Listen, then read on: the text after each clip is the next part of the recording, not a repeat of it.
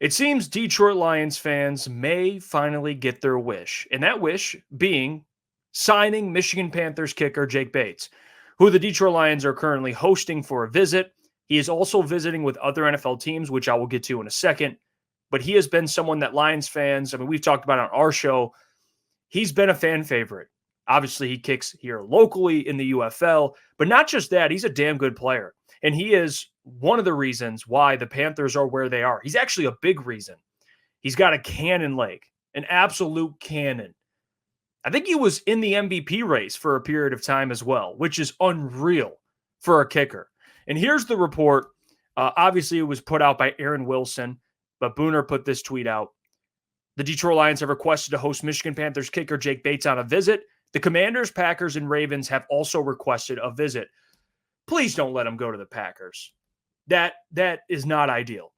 So the Lions, hopefully they can get this done. He stays here locally, and the Lions always talk about competition. Dan Campbell mentions it all the time. And this is the perfect example of that. James Turner, who's been okay. Michael Badgley, who just in general is okay. Well, but I do believe Jake Bates, not that he's going to walk in and be the best kicker in the league, but I think there's a chance he's better than what you have. And I think that's worth exploring, especially now heading closer and closer into training camp. Add more competition to this kicking battle. And I think Jake Bates is really the perfect person to do that with. I mean, let's look at his game log and see kind of what he did this season. And I know the ending of his UFL season wasn't necessarily like it was when he started the season, but it's still impressive. I mean, the last game he played, he accounted for 12 points. 12. 4 of 6, longest of 53. Longest of 44 the game prior, but you have to really go back to how he started the season. This is what really drew me in and other Lions fans in. He starts off 64-yard field goal, 62-yard field goal the week after, 55-yard field goal the week after, 49-yard field goal. That one, he had a 30-yard field goal, 60-yard field goal, 51-yard field goal. Like the leg power's there. And also the accuracy is really there. I mean, he was 5 for 5 in this game, including a 60-yard field goal. He was damn near perfect through the first 4 weeks. 1 for 3 against Memphis. I was actually there in person.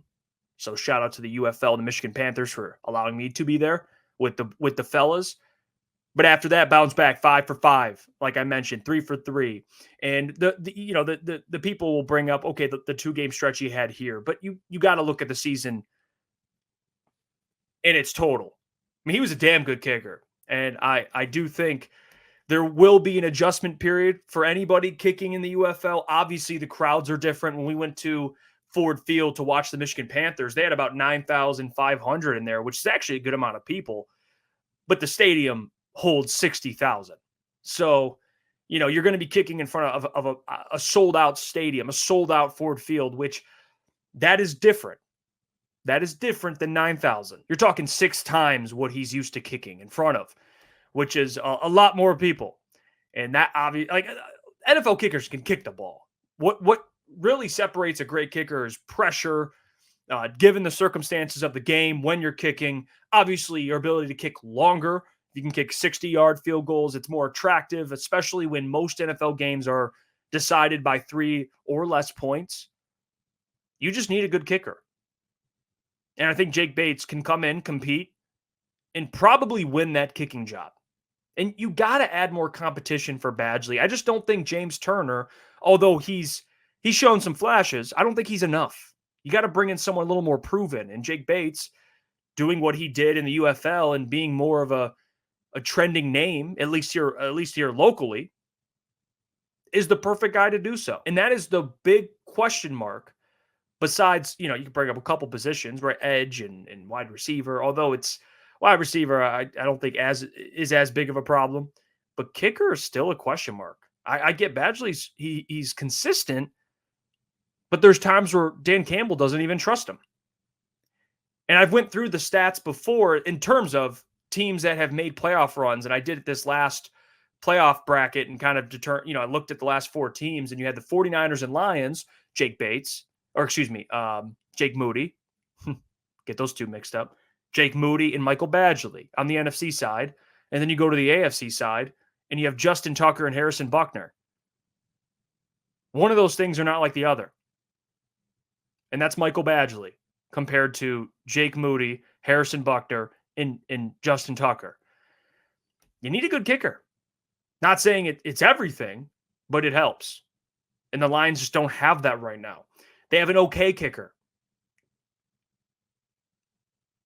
But if there's an opportunity for Jake Bates and maybe a chance he could become a great kicker in the NFL, it's worth exploring. Don't let him leave the building. That's my advice for the Lions. Don't let him leave the building. Let's see what he has. Let him compete. I want to see him up against Michael Badgley. I would love nothing more than the reporting on that. But what do you guys think? Jake Bates, viable option? And how much better do you think he is than Michael Badgley?